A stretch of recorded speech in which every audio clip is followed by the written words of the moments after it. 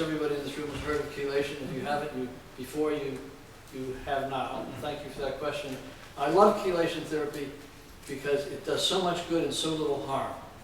And chelation means metal binding. And it's spelled C-H-E. It's a hard C-H-E, like chemistry. And in conventional medicine, in-the-box medicine, chelation is used for really big metal exposures, toxic metal exposures. So if somebody gets into a laboratory accident where they breathe methyl mercury and they get a lethal dose of mercury, if you chelate them quickly enough, that means giving them intravenous chelating agents, then you can save them. Same thing with lead poisoning, same thing with cadmium poisoning, same thing with arsenic poisoning. So any of these heavy metal poisons, which are really, really nasty, nasty conditions, and highly lethal in big doses, we are all in this room, without exception, somewhat poisoned by these heavy metals. But we're several quantum leaps away from a lethal dose. That is an obviously lethal dose right away. We all may have somewhat lethal doses because that small amount of toxic metal is dysfunctional to our immune system, dysfunctional to our circulatory system. So, and chelation is one of my favorite things because I've been doing it for about 40 years, 35 years, for thousands of patients, and for myself and for my family. And the chelation, it's really hard to nail it down because the conventional medical community for all these years condemned it as quackery. And doctors were stripped of their license and attacked viciously by medical boards for doing chelation. And now the chelation has been justified and validated in the past several years, in the past 2 years actually. A $31 million study by the National Institutes of Health showed that chelation worked in vascular disease. They showed that if you well, they did 1,700 patients. Here's how to put it. They did 1,700 patients, double blind. Half of them got the chelation, half of them got the placebo.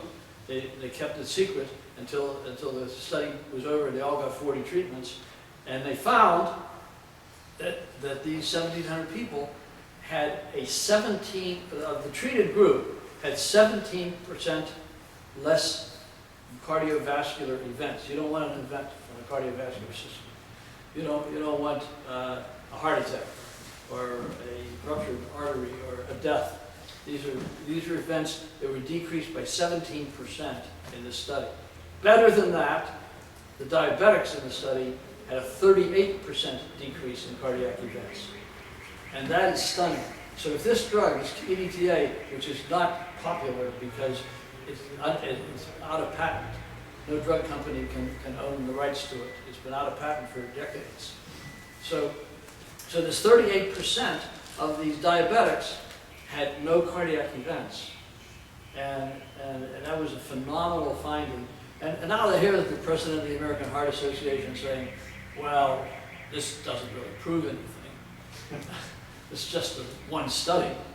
And so people, they really have a lot of egg on their face because the study it wasn't a great study. I mean, there were flaws in it, but every study has flaws. And this was plenty good enough that if they had a drug that it could be patented that had this kind of result, it would be $1 billion drug almost overnight. So chelation, that's one aspect of chelation. The other aspect of chelation, one of many other aspects of chelation, but if you take chelation and you chelate people well, you can do studies, let's put it this way. You can do studies to find out our toxic metal burden. If you find out the toxic metal burden, then you say, well, what do we do about this? You have too much mercury in your body. And we can find that by doing a challenge chelation. Okay, one of the complications of metal binding and metal toxicity is that when you get heavy metal toxicity like lead, mercury, cadmium, it takes 20 to 25 years to get rid of half of it from your body by using the body's natural defense mechanism. So the natural defense mechanism is very slow and arduous. But if you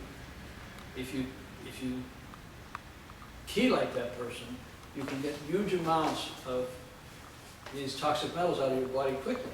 Well,